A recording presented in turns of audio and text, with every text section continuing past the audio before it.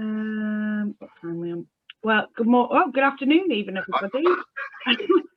I just ask that everyone just stay muted because there's quite a few of you all in here, and it would just be easier if everyone stays muted. Any questions, I'm going to write in the chat box my email address, and I will gather all the questions and I'll send them to Graham, and he will answer them all for you. Yeah, so shall we get started then, Graham? Yeah, I'm happy. So yeah, welcome to this training. I shall deliver it in the time I'm given, so if I appear rushed, I probably am. If you have any personal questions at the end of this that you don't want to put through to be picked up via ASD, on the screen at the moment, if you use Graham at ADHD Norfolk.org, okay, you can contact me quite easily and I'll answer your question if there's a personal or one you don't want to share with other people. So a brief overview, ADHD Norfolk, what do? I'm part of the team here. We support individuals with ADHD, and of course, individuals with ADHD quite often have ASD traits. We coach, we help industry, businesses, we work within the access to work where we'll actually advise on small adjustments, reasonable adjustments for companies to help people with neurodevelopmental difference. Of course, we have a team here now of a psychiatrist, a GP, and myself. We work as a clinical team, undertaking full diagnosis and then handing back. And luckily in October, GPs were given the green light should they wish to enter into shared care with ADHD diagnosis has been done correctly and robustly under either DSM-5 and complying to all the NICE regulations. So let me start today. The objectives are to enable you to list the characteristics of ADHD. So many people think they know ADHD as ASD, but they don't really. There's a lot of misconceptions sitting around it. And lots of myth and fact. I'm going to talk about the fact. I'll lead into the myth. We all know these myths that these individuals and children, as the bad parenting that was caused, they're absolute myth. I'll cover those off later. And predominantly this talk today is about ADHD. I will touch on ASD, but there's plenty of people who are probably more expert than I who will be doing that today for you as well. And the huge stigma that's associated with ADHD and or ASC. So the definitions, autistic spectrum disorder is neurodevelopmental, characterized by difficulties with communication, social interactions, obsessions, repetitive behaviors, ASD, ASC. Some people prefer to use one or the other. Autistic spectrum condition, the ASC, or autistic spectrum disorder, ASD.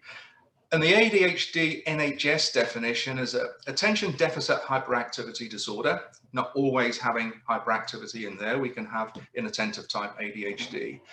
And it affects people's behavior predominantly. It affects lots of other things as well, which I'll talk about. But often you'll see people who may be a bit restless, either externally, physically, or internally. And the concentration, the focus is one of the things that tends to affect people most. Generally, children, we see children from about 6 upwards. You can't prescribe and really diagnose under 6 because of the psychological changes. But we also meet people in their 60s, 70s, and all the way through. There's plenty of adults with ADHD and ASD who've never had a diagnosis in the past because, as somebody said to me a few months ago, it didn't exist in my day. And I said, well, nor did Pluto until 1930, but that was always in the sky. ADHD has always been there. It's been under different names, different perceptions. But luckily today, in the last maybe 5-10 years, as we're learning about it, people can understand it. And it's not just somebody's unmuted, I can hear noise. So people with ADHD have additional problems, quite often comorbidities, and these can be ASD. They can be sleep, anxiety, all sorts of other disorders that go with it, borderline personality disorder, etc., etc., etc. So if someone suggests the causes, and if you'll just maybe pop on a piece of paper what you think the cause is, at the end of this, I'll tell you the cause, as far as we know it, with the recent research that's been done, certainly with King's College in London. Bad parenting.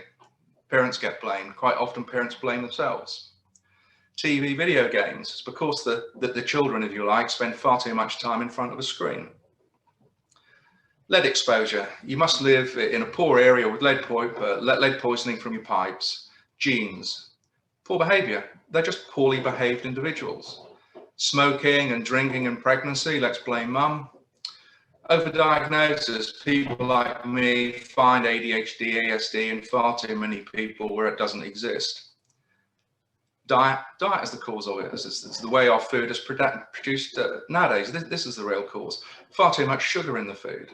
Somebody's had a brain injury. They've obviously hit their head. They've been dropped at some point when they were a baby. This is what's caused it.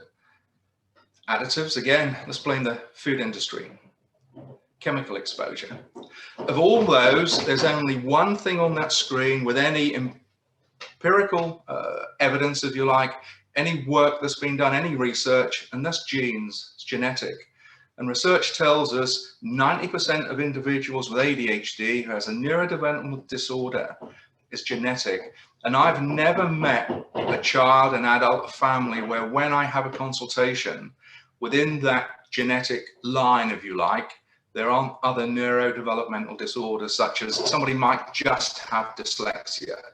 Somebody might just have this, they might just, but there's always a link. And as you go through a family, it's a little bit like looking at a piece of blue cheese. You can see one part on the outside, but if you cut through the middle, it goes all the way through, permeates all the way through. So we're looking at genetics.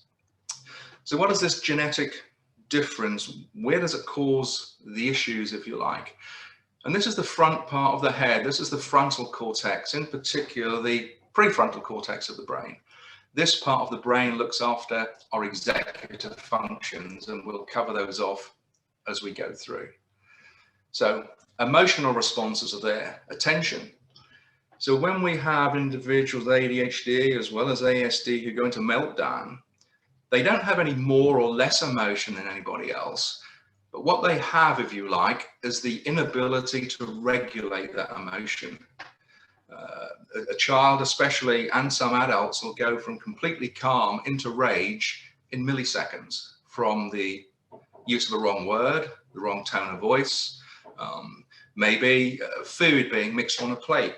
There's no way that somebody with emotional dysregulation, which sits within ADHD, can regulate their emotional responses all the time adequately. And the focus, the attention, our working memory, our short-term memory is controlled from this part of the brain. So somebody may appear to be forgetful, but they're not forgetting. That part of the brain is still processing. And then we have behavior and judgment. Sometimes you'll find somebody with ADHD and ASD. In some cases, we always seem to find a mix. Either one's more predominantly ASD with ADHD traits, or ASD, ASC with ADHD traits, sometimes completely separate. But the behavior and judgment, because of the impulsivity aspect of this part of the brain, and sometimes almost immediate gratification, a thought comes into the head and that person's body, if you like, will carry out the action. Same as a thought can come into the head and that'll come straight out of the mouth. There's no filter. And you can find that individuals are thought to be rude, aggressive, just saying it as it is. They don't have the luxury of having 2 or 3 seconds or milliseconds to think, this is what I'd like to say, what would be the best way to say it, and if I say it, what are the likely implications of it? So that's straight into the head, straight out of the mouth, or an action in the body. And we have this, especially with children at school, who sometimes, if they have a difference, are provoked by other children, and they react immediately, either lashing out or throwing something. And it's that child who's been provoked is the one that gets suspended, sent home, parents are brought in, etc., etc. So the 3 main elements of ADHD, to give you an understanding, are inattentiveness, impulsiveness, and hyperactivity. Not all 3 are always present in all types of ADHD.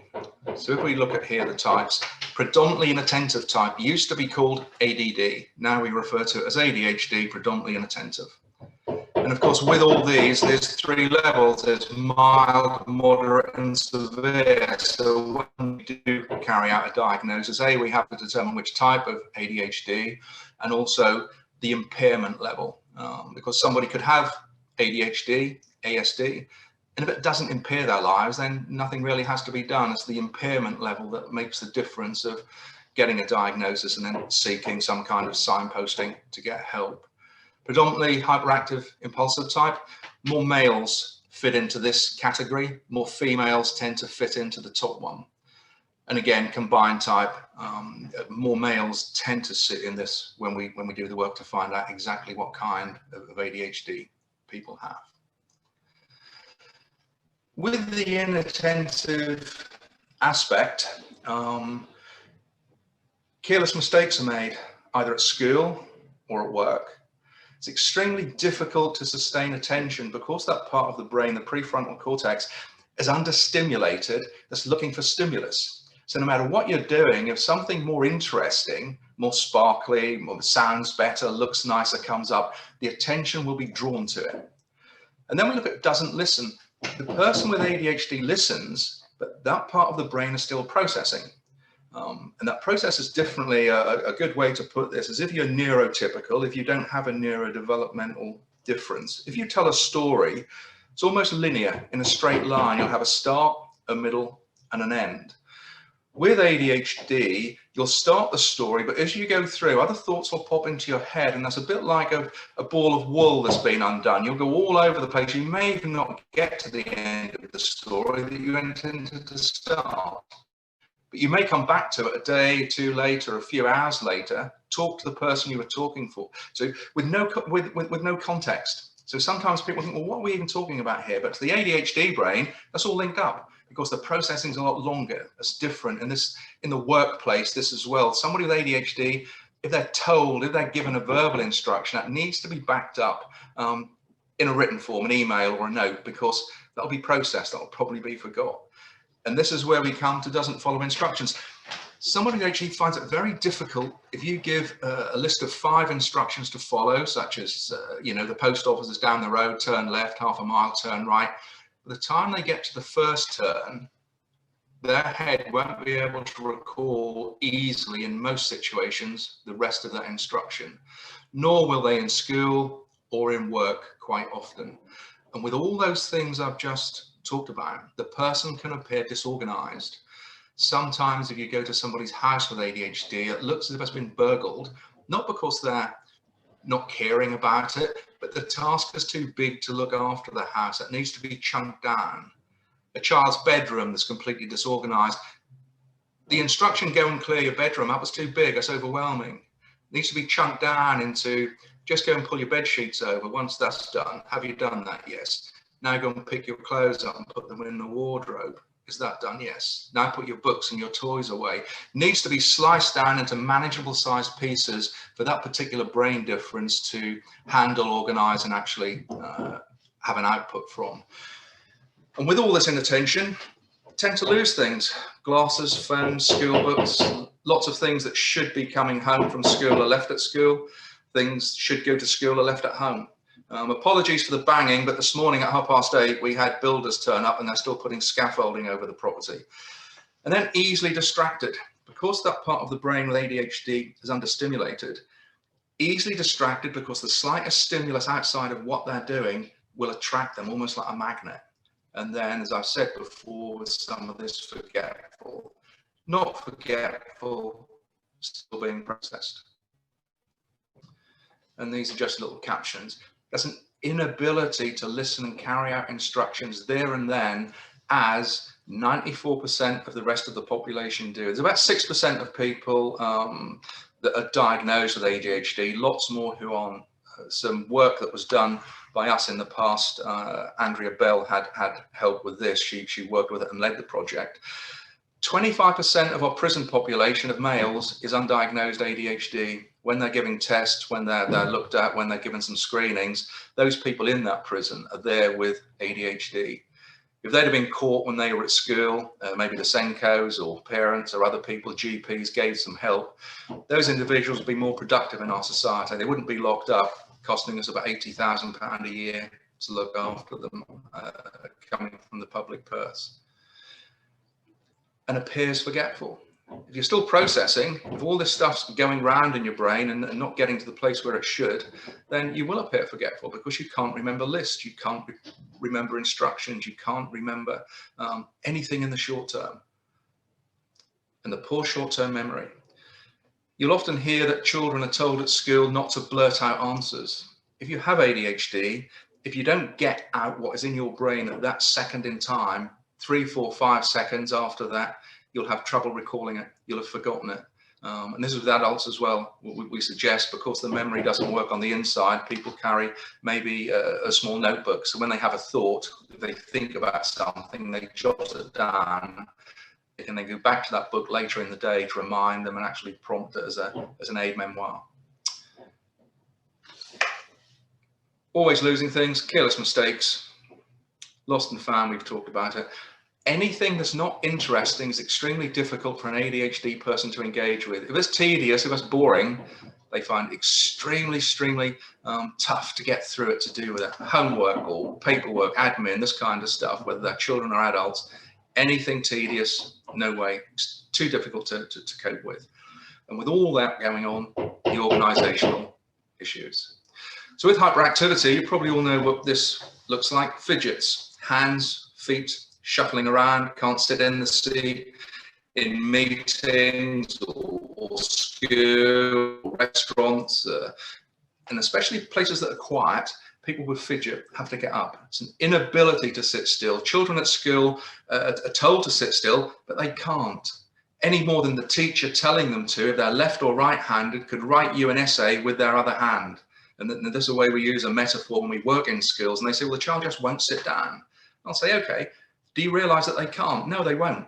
Okay, you write me 100 words with the other hand that you normally use. If you're right-handed, write it with your left. And the teacher will say, I can't do it. I'll say, have you got it? Do you understand? And I'll say, yes, I do. Thank you.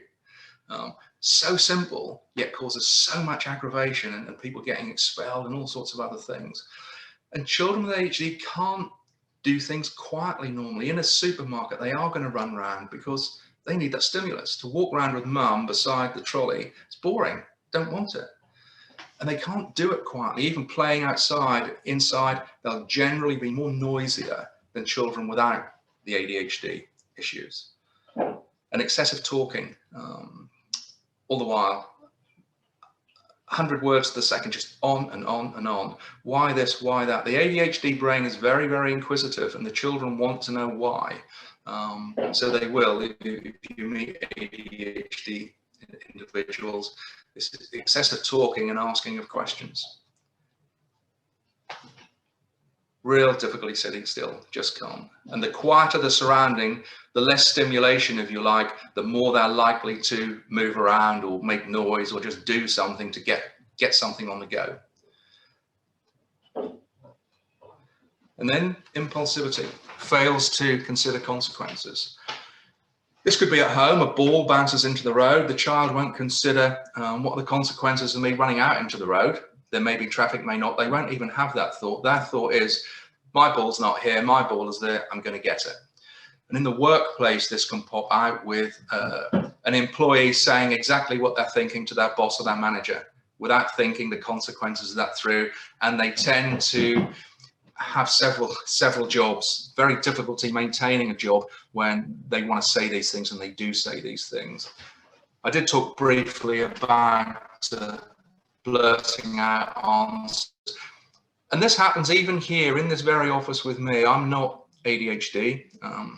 So when I'm writing reports or I'm concentrating, the people that work with me with ADHD will just come in and say what they need to say, completely disturb me for what I'm doing. And I've learned to strategize and cope around that. I have to stop because I can be flexible. They can't be flexible. They have to say what they need to say then. It's also difficult for people with ADHD to take turns, whether that's waiting for the post office queue, traffic lights, or board games at home. Once an ADHD child has had that turn, they want their turn then immediately. If there's 4, 5, 6 other people playing, that's so tedious, so time consuming. Because the ADHD brain can't mark time as a neurotypical brain can, 5 minutes can seem like 5 hours. But if they're really interested and hyper-focusing in something, 5 hours can seem like 5 minutes. And the constant interruption, talked about that. Impulsivity frequently interrupts. They'll cut you off mid-sentence, they're bored, they'll finish the sentences for you. And sometimes with our ADHD clients, when they come in, when we first meet them, it's difficult for us to get a word in edgeways because they just want to talk and talk and talk and just tell you everything they want to tell you, especially if you're one of the first health professionals they've met who actually believes they may have some kind of a difference, and you actually may want to do something about it. They've been pushed back quite often so much by the system, if you like. They just can't believe somebody believes there might be something that you can help them with, and they might not just be strange or weird or everything else that they've been told they are. Children, little no sense of danger. I mean, lots of parents who in the first story of their houses have screwed the windows closed because children have opened them and just tried to get out. And I had one little boy not so long ago, 5 years old, who managed to get out of the house, unlock it and start the family car. No sense of danger. And I did talk a little bit about things in the road. There's acting and thinking is just not there. That filter is not there. This can be helped with psychoeducation, which we do, coaching, and of course, a part of that can be, not in all individuals, medication. And of course, medication can help with ADHD, where it's not really easy to medicate and assist with anything with ASD. So if we have individuals with ASD and ADHD, we can help and coach and medicate the ADHD element, which sometimes makes the ASD elements more pronounced, easier to see, clearer. And then we would signpost to somebody such as Helping Hands to help the family work with the individual to make everybody's life in the family and around as easy as possible. So just a little thing, this presentation I've used face-to-face, a bit of interaction, very difficult to do on this false platform of electronic media. But on a first date, neurotypical, 94% of the population will concentrate on the person they're with, that they're almost trying to impress at that time. An ADHD person on a first date, inattentive, can't focus, will be thinking, I can just hear a conversation. I wonder what those people are talking about. Oh, that door over there, I wonder what goes on behind that door. Their head, their focus will be everywhere but the very place it should be. And this can happen at work, where they're supposed to be concentrating on something, but everything else around them is slightly more interesting. That's where the attention will go. So one of the people over the past several years that I've actually learned a lot from is a guy called Russell Barkley. And Russell Barkley wrote one of the rating scales, one of the tools we use to determine how much ADHD, what level, et cetera, is there. So I'm going to play you one of Russell's short pieces, lectures. And this is a part of ADHD that I haven't ever found somebody with ADHD that doesn't suffer with it, and that's called emotional dysregulation, the inability to control their emotions. And within that sits two things which he won't talk about. One is called rejection sensitive dysphoria. And this is where somebody can take offense instantly, immediately, even if somebody is doing or saying something that's meant to be nice. If that's taken in the other way, if you like, as a negative rather than a positive, because there's such a fast crash with emotions, the ADHD individual, and if they have ADHD with the ASD, emotional dysregulation may be there. So just let me play this for you. Takes a couple of seconds just to kick in. Now, what is it that is delayed? Two traits. The first is not the one after which the disorder is named. In that sense, the disorder has been misnamed. The first deficit to appear is inhibition, a failure to develop an appropriate inhibition of your behavior. And this will often emerge in the preschool years. And its first sign is usually hyperactivity, though it doesn't need to be so. But it typically is. You have an individual who is behaving too much, who is not suppressing irrelevant behavior the way other children are able to do. We will see this in their motor actions. There's a lot of action coming out of this. We will see it in their verbal behavior. There's a lot of words coming out of this individual. And we will see it in their intrusive and disruptive motor and verbal behavior as well. But along with that, there is a cognitive impulsiveness, this snap decision-making, this quickness to do the first thing that pops into your head without due delay and due diligence, thinking about what the consequences will be. And then we will also see the restlessness, not just the gross motor activity, but deep restlessness, which I think affects their school performance more than the gross motor activity does. But this will decline with age. So that is why hyperactivity is no longer the name of this disorder, because it declines steeply. And by adolescence, it's nearly gone. And by adulthood, it's an internal state. It's a feeling inwardly of a need to be busy and doing multiple things. And it's a busyness of one's mind, one's ideas. There is a restless quality to their cognition, but not to their outward behavior. In fact, our research has shown that hyperactivity is of no diagnostic value in adulthood. In fact, being restless is more associated with anxiety disorders by the time they're 30 than it is being associated with ADHD. We just don't pay attention to it. It's of no relevance to diagnosis. So let's understand that the real problem here is not restlessness. It is, in fact, inhibition. There is a failure to develop appropriate inhibition, and it affects your behavior, it affects your words, it affects your mind and your thoughts. And we need to return to the idea, which we have gotten rid of, that it affects your emotions. For the first 170 years of the history of ADHD in the medical literature, which began in 1798, not 1902, 8 years ago, the last remaining copy of a medical textbook was discovered at Kent State University. This textbook was written by the Scottish physician, then living in colonial America, Alexander Crichton. And Crichton had written a medical textbook in which there is a chapter entitled Diseases of Attention. And it is the first description of this disorder. And it's very good, by the way. So ADHD did not begin in 1902. It started in 1798 as far as the first initial medical reference. And from that point on, until 1976, emotion was part of ADHD. Every major theorist, every paper, every science paper, including that of Mark Stewart, one of the first major scientific descriptions. The Canadian papers by Weiss and Heckman and Wary and Douglas and others back in the 60s and 70s all included emotional impulsiveness as part of this disorder. But the DSM parsed it aside and made it an associated problem in some people. It isn't. It is as much a core feature of this disorder as is any other symptom in the DSM. And that was our mistake. And it needs to be returned to our understanding of ADHD.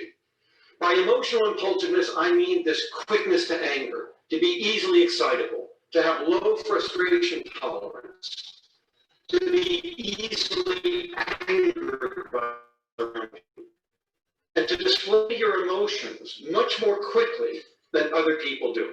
Now, this is not a mood disorder, even though it starts to look like one. Mood disorders are where you are generating too much emotion. What ADHD is a failure to regulate normal emotion. It is a self-regulation disorder. The feeling you're having is normal. That you are not moderating it is not. It is this inability to self-soothe, to self-calm, and to then moderate the emotion to be more acceptable for the context and for what you hope to accomplish here, the goal that is at hand. Your long-term welfare is at stake. Can you modify that emotion to be more socially acceptable, to be less costly, less damaging? That is as much a part of ADHD as anything else. And we are pushing the DSM-5 committees, there are several, to reincorporate emotional impulsiveness and this emotional dysregulation as being a part of this disorder, because it loads on this dimension. You cannot be impulsive in your behavior and not be impulsive in your emotions. That is impossible because they are a unity. They go together. Emotion is welded to everything you say and do. Sometimes it is benign and bland. Other times it is powerful and intense. It is the emotional coloring of the behavior we display. If you are impulsive in one, you must be in the other.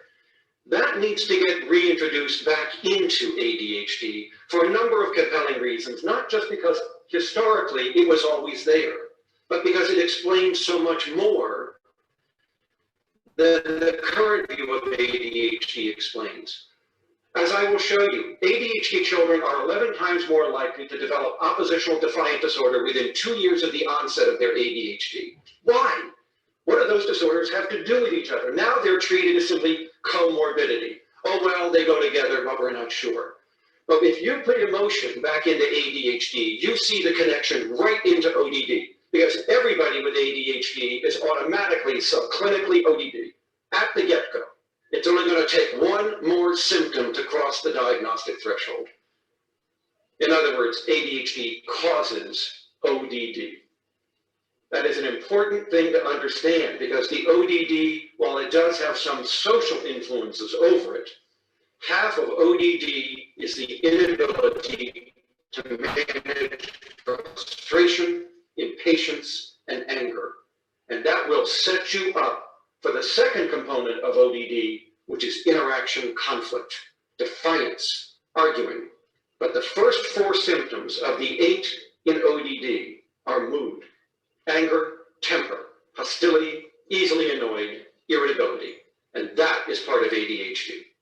So we need DSM-5, and we need families to both understand that emotion goes with this disorder. It is not a separate comorbidity in some cases. And now we know why when we treat ADHD, particularly with the medications that we use, we get nearly as much reduction in ODD as we get in ADHD. And when we don't, it is because of the social conflict component, which is learned. And we will have to unlearn that little piece, but the mood component is the ADHD component. Now, by returning emotion into ADHD, it also helps families to understand some of the other life risks. 50 to 70% of ADHD children are utterly rejected by close friendships by 2nd grade.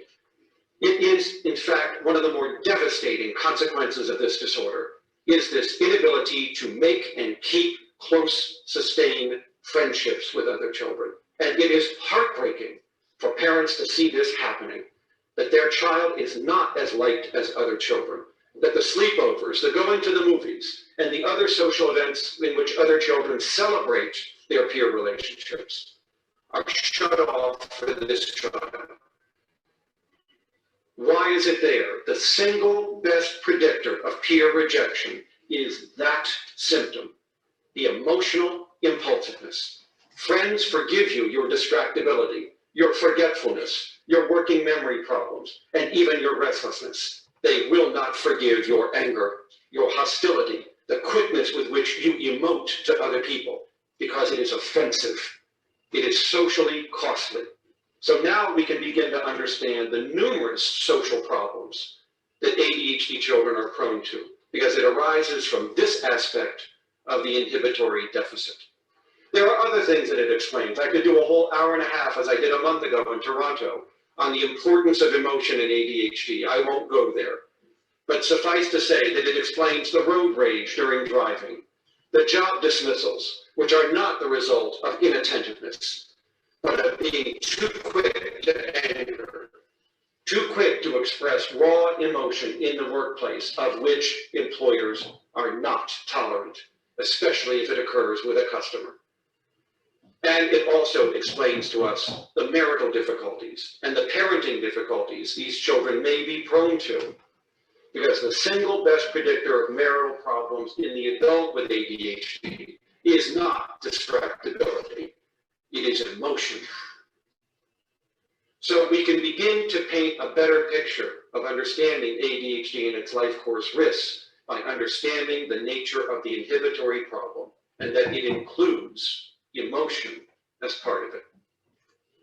And that's just slide 1. I've got 85 slides. So I'm going to go on from there. The next bit of that clip is not really relevant. So you heard Russell Barkley talk about comorbidities there. I'm going to run through the more likely, the more usual ones that we find, and there's plenty more apart from these. So the first is dyslexia. To a greater or lesser degree, we quite often find that there's either the Mears Islands that a child has that affects that reading, if you like, or that sits there as a comorbidity with ADHD. And then obsessive compulsive disorder, not full-blown often, where people have a set of rules where they have to carry out the procedures, the tasks in a set order before they can do something. Sometimes this is almost perfectionism, where things have to be just right. And you'll know as well with ASD, a change of routine, or if something's not just right, with the emotional dysregulation, can actually set off this intermittent explosive disorder where the emotions are just raw and wild and run away instantly. Oppositional defiance disorder. If you say up, the child, the person will say down. If you say left, they'll say right. If you say, shall we stay in, I want to go out, you'll get just the opposite. But for no reason other than that particular part of the brain just does it. They're not thinking about this. That's the initial immediate thought that comes to mind. I'm going to do just the opposite. Asperger's, I know we don't talk about that much more. It just comes under the ASD, ASC. Quite often a comorbidity in there. Conduct disorder, no empathy, damaging other people's products. With conduct disorder sometimes as well, not as kind to maybe pets or other family members as somebody should be. Pathologic demand avoidance, don't want any demands on life, sits there very, very often with ADHD. Dyspraxia, low mood. I don't like the word depression any more than I like the word disorder. The DSM-5 you've heard quite a lot about, and Russell Barkley was on DSM. It's the Diagnostic and Statistical Manual of Mental Disorders. If you like the manual, the Bible that we all work to. I prefer differences to disorder. Tourette's, not the TV Tourette's where people have a string of inappropriate words that they shout out. This could just be a small tic normally, where a part of the body just moves or a noise is made. Sometimes people will just go up and down on their toes, but often Tourette's will sit in there at a fairly low level. Lots of different personality disorders, but again, we sometimes find when people come to us, they've been diagnosed as depressive, they've been diagnosed, others as personality disorder. What has been missed is the neurodevelopmental difference of the ADHD. Sometimes the diagnoses aren't as accurate as they should be, and the people have been medicated sometimes for a long while because the diagnosis isn't the one that they should have had at that point in time. Anxiety, feeling anxious. On a scale of 1 to 10, if something made me anxious as a neurotypical, someone with ADHD would probably be sitting at 7 or 8, much more anxious about just about everything. And then, of course, we have the autism, the ASD, ASC. Often found as a comorbidity. I meet people who are more autistic than they are ADHD, but the ADHD is in there. And I meet other people where they have a lot more of the ADHD behaviors and 1 or 2 maybe sensory processing disorder, some Asperger's at a lower level.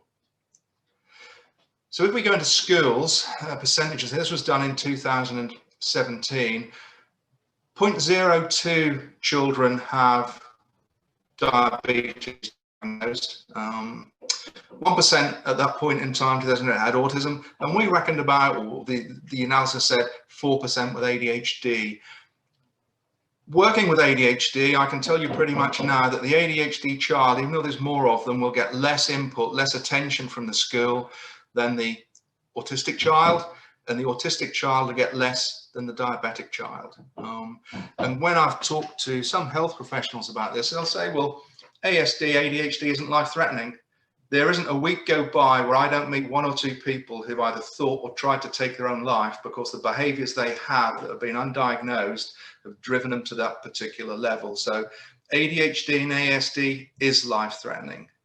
Not in the same way physiologically as diabetes is, be under no illusion at all that ADHD individuals do take their lives, because if you ask them the one thing in your life, what was the one thing in your life, if I could give it to you now, that you'd like, and they'll generally say not to have ADHD, not to have these behaviors, not to get angry, not to be able to study. I see lots of people from the UEA plus other places where when they get to study, the ADHD gets in the way. These people are very, very bright, but the ADHD behaviors and the ASD behaviors sometimes get in the way of applying that intellect. I'm going to skip over that one. So this again was 2017, 803 teachers between primary and secondary schools. They agreed, 78% of them, over 3/4, that ADHD may be used as a way for some parents to justify the children's behavior. And this is the stigma, must be the parents. 3/4, that's a huge amount to actually agree that might not be an issue, any kind of an issue, it's just the way they're parenting. A child with a neurodevelopmental disorder, the parents do 10 times the job that somebody, me, as a neurotypical parent does. A, because the child needs to be looked after in a different way with lots more attention. But also, remember, 90% passed on genetically. There's a good chance in these families, I'd say 100%, that one or both of the parents have a neurodevelopmental disorder as well, possibly ADHD or ASD. Sorry, Graham, to interrupt. Just a few more minutes. Yeah, I've got 2 Sorry. minutes. I can see it on my watch. So 39%. Yeah, teaching staff criticise. This is the one thing when we meet people. The teachers don't believe me. The GP doesn't believe me. And I'll see the child for 3 or 4 minutes. And I'm thinking, well, I can start to see it without even doing any real work at the moment. GPs, little or no positive support with ADHD and sometimes ASD children. I'm speaking predominantly from ADHD perspective here. And then this is the biggie. 25%, a quarter of people stated, patients stated that their doctor, their GP has said it doesn't exist. I've had people come in with degrees and that doctor said, you can't have ADHD, you've got a degree. You can't have ADHD, you're smartly dressed and you look after yourself. You can't have ADHD, you've sat on the chair for 3 minutes without moving. The misunderstanding, the ignorance out there within some of our services is actually mind-numbing. And I'm not going to play, this is a lot longer presentation that I generally won't play those. 90%, this is now proven, 90%, it says estimated, but we're going higher than that now, it's genetic. And this is what we end up with. If you're undiagnosed, by the time you get to an adult, there's greater financial instability because of the impulsiveness. You'll buy things, you'll spend money you don't have, you'll buy things and then can't pay your rent. 2 times more likely to get fired from jobs, 9 times more likely to go to prison. But ADHD as well as ASD, depending on where you are within these particular differences, can think sometimes differently, can be more creative. We meet lots of musicians, sports people, people within the media. I have recently had a couple of clients who were completely dyslexic, ADHD. They have built from ground multi-million-pound companies. So when the differences are harnessed and when they're put into place, ADHD as well as ASD individuals can do really, really well. It's about understanding what you have, what the impacts are, and then with the coaching, the help to get around them. So near enough spot on time. I'm quite pleased with that. It normally takes me about an hour to 90 minutes to go through that short presentation, but I've cut it down. If anybody has any questions, my email's on the screen there. By all means, get in touch directly and I will get back to you, usually within about 24, 48 hours. If you want to have any other further interaction, ADHD Norfolk, just type it into the internet and that'll take you to our website and all the contact and support details are there. So I hope it's been useful. So I shall now come off, allow you to get a cup of tea and see your next speaker. So thanks for joining this particular session today. Thanks, Graham. Thanks, everyone. Bye.